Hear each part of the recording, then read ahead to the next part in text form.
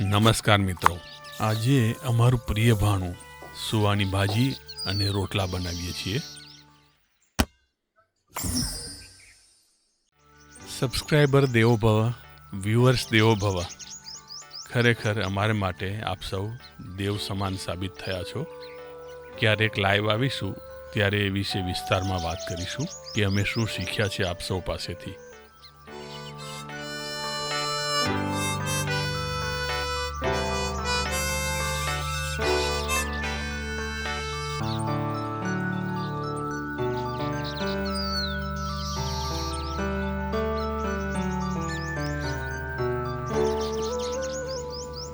આજે આપણે સુવા ભાજી બનાવીશું, સાથે રોટલા પણ બનાવીશું.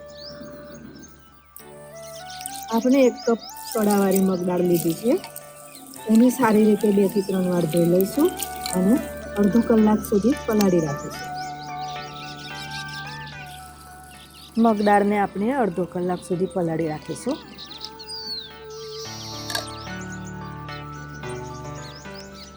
આ ભાજીની કૂણી દાંડીઓ પણ આપણે વાપરીશું. સુવાની ભાજીમાં વિટામિન A, C અને B કોમ્પ્લેક્સ હોય છે જે ઇમ્યુનિટી બૂસ્ટ કરે છે. સુવા ભાજીમાં આયર્ન, કેલ્શિયમ, મેગ્નેશિયમ અને પોટેશિયમ હોય છે જે હાર્ટ અને હાડકાં માટે જરૂરી છે. ભાજીને આપણે સારી રીતે ધોઈ લઈએ.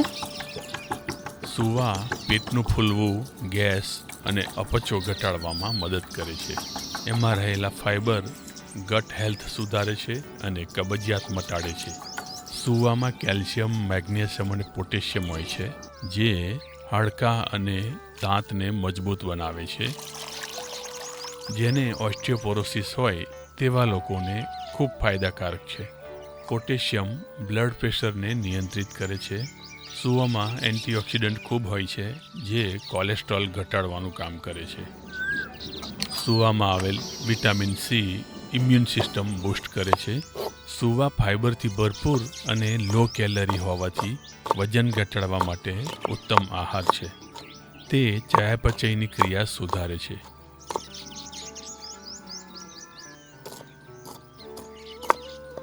લીલા લસણનો આગળનો ભાગ આપણે વઘારમાં વાપરીશું.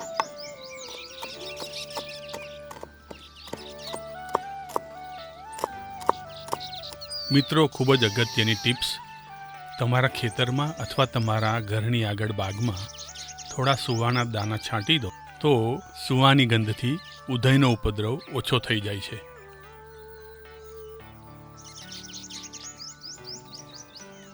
આપણે દાળ બાફવા મૂકી દઈએ. પ્રસૂતિ પછી સ્ત્રીઓ માટે ઉત્તમ આહાર છે કારણ કે તેમાં ફાઇટોન્યુટ્રિયન્ટ્સ હોય છે જે પ્રસૂતિ પછીની રિકવરીને ઝડપી બનાવે છે. સુવાની ભાજી ઇન્સ્યુલિન ફંક્શન સુધારે છે અને બ્લડ શુગર લેવલને અંકુશમાં રાખે છે. મિત્રો, સુવાની ભાજીમાં આવેલ વિટામિન A તથા બીટા કેરોટીન આંખોની દ્રષ્ટિ માટે ખૂબ જરૂરી છે.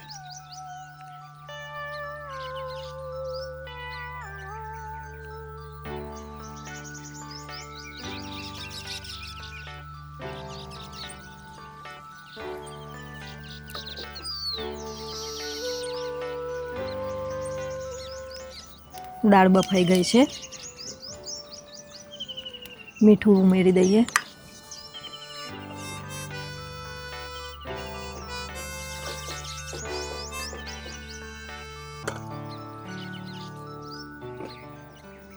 આપણે ભાજીમાં થોડું સૂકું લસણ પણ વાપરીશું. લસણને ઝીણું કાપી લઈશું.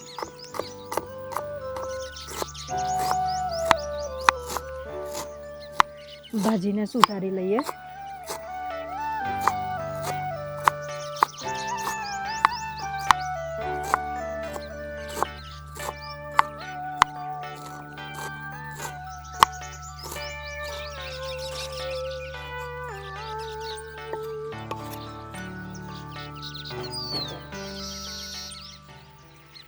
ભાજીનો વઘાર કરી લઈએ.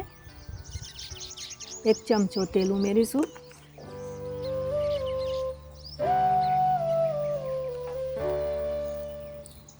2 ચમચી જીરું ઉમેરીશું.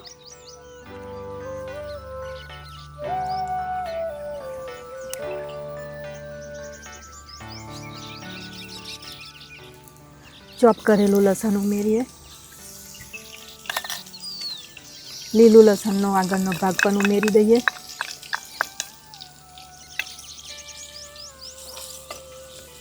લસણ થોડું શેકાવા દઈશું.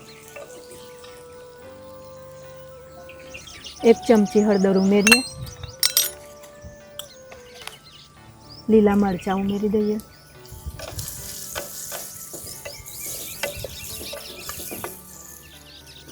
ભાજી ઉમેરી દઈએ.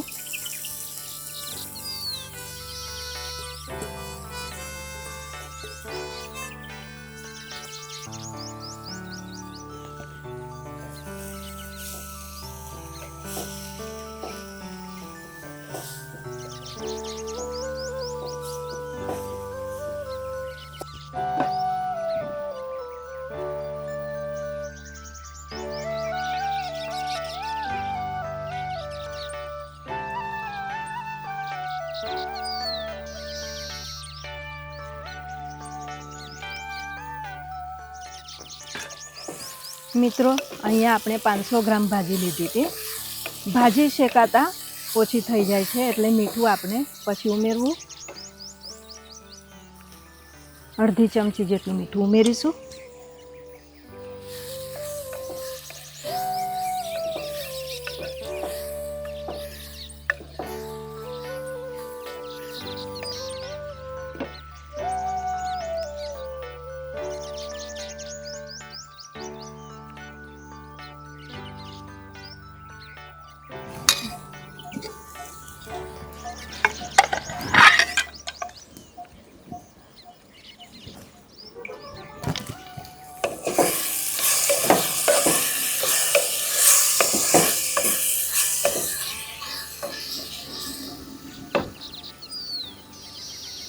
ભાજી બફાઈ ગઈ છે. આપણે એમાં બાફેલી દાળ ઉમેરી દઈએ.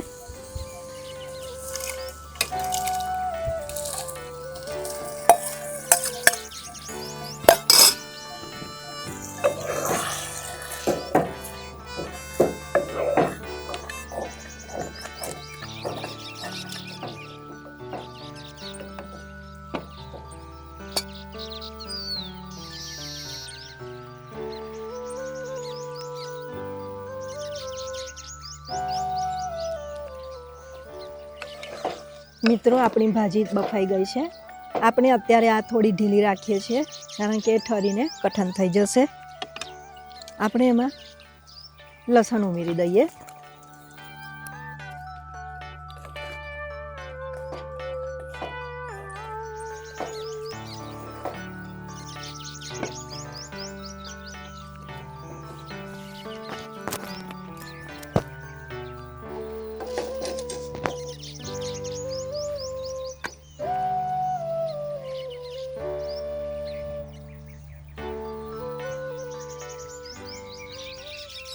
આ રોટલા બનાવવા માટે બાજરી, જુવાર, મકાઈ અને થોડો રાગીનો લોટ મિક્સ કર્યો છે.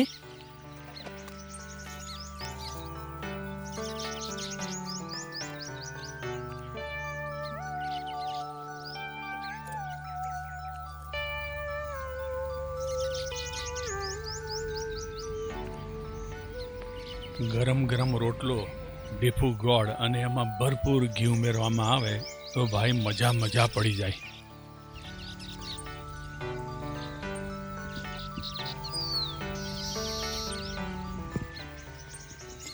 ચાલો આવતા વિડીયોમાં ફરીથી મળીશું. જય ભારત, વંદે માતરમ.